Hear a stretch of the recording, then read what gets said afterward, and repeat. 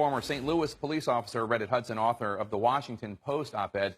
Being a cop showed me just how racist and violent the police are. There's only one fix, he writes. Thanks so much for being with us, officer. Appreciate it. As a former police officer, do you think it's the case that if Tamir Rice in Cleveland or Eric Garner in New York or Michael Brown in Ferguson had been white, they might be alive today?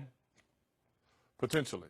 I just saw a video yesterday on Facebook where someone was illustrating the difference between how white subjects and black subjects are handled. And it showed a middle-aged, maybe a little bit older white guy in the middle of the street with an assault rifle. And it had the audio tape of the calls that went in complaining about this guy walking down the street with an assault rifle.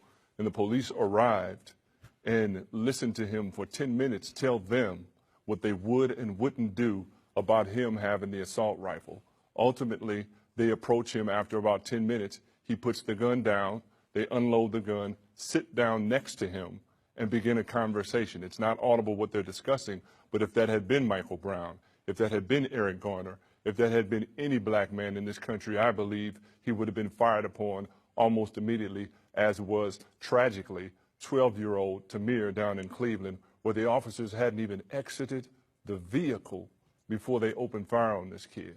Yeah, it's a tragic story. And you of course, bring this very interesting perspective. Having been a member of the St. Louis police force, you write in your op-ed, many of my peers were deeply racist. How widespread do you think this problem is?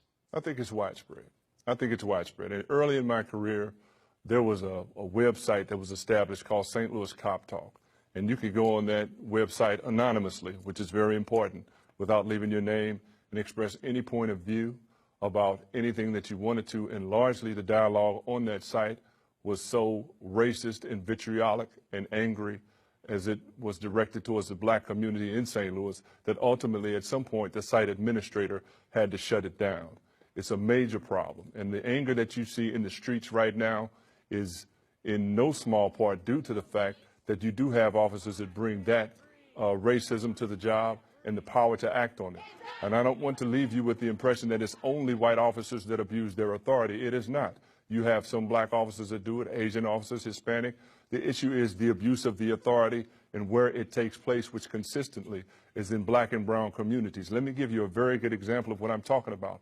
When you saw the aftermath of the Michael Brown shooting, when you saw that rage, when you saw that anger, prior to let you know what the environment in Ferguson was with the police and the community, prior to Michael Brown being shot, there was a black man who was arrested during a traffic stop, taken into the station, beaten while he was handcuffed, and then charged for bleeding on the officer's uniform. No, I know that. I'm dead serious. Yeah, no, I know. We've talked about that case on the show before. But of course, that's the environment. The trust, of course, goes two ways, and police officers have a very difficult job. And as I don't need to tell you, I want you to take a listen to something that I heard on Meet the Press yesterday. It's the mayor of Philadelphia, Michael Nutter. Take a listen. You, in essence, have the citizens who want to be protected, right, who are now increasingly afraid of the police, and you have some police officers right, who are increasingly afraid of the community. Is that accurate, you think, that the distrust and the fear goes both ways? Absolutely. Absolutely. And the first step towards resolving that, if you want to have real dialogue, you have to have both sides fully acknowledge what they've contributed to the breakdown in the relationship. I've seen it more from the community side. I have never consistently seen it from the law enforcement side. We stick to the narrative that, you know, our lives on the line, we take these risks every day. How dare you ever question any decision I make? If you understood what my training was, if you understood what it was like to be in a situation when you had to make a split-second decision, well, here's the thing. There are former officers and current officers who know exactly what that's like, but who still manage to respect the human rights and dignity of the people that we serve without abusing their rights and their bodies and then excusing it because we signed on to do a dangerous job. There has to be some acknowledgement, and I think the window of opportunity for that is right now. When you look across the country, there's right now an opportunity, a real opportunity, to change the way policing is done in our communities, and at the same time, work in communities to resolve issues that may contribute to the breakdown in the relationship as well. And that's the fix that you write about in your op-ed in the Washington Post. Well, yeah, go ahead. The fix that I'm talking about in the Washington Post, Jake, is accountability, punishment. You can retrain. You can do whatever you want to do. I've sat in trainings, racial sensitivity trainings as an officer, and watched some of my fellow officers open up newspapers and read them while the presenter was presenting and ask, when do we have to stop listening, or when can we stop listening to this politically correct BS so I can get back to work?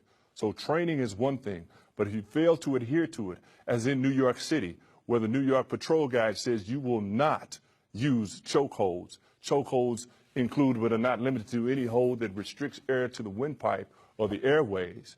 And then you have experts come on national television and say that, well, obviously that policy is not workable. What he's saying when he says that policy is not workable, he's saying that obviously those officers don't adhere to it. They don't care about it. They don't follow it. Well, when they don't follow it, there has to be some meaningful accountability, and society, the larger society, has to understand that some officers do need to be held accountable. It doesn't mean you're anti-law enforcement. It doesn't mean you're pro-criminal. It means you're pro-responsible law enforcement.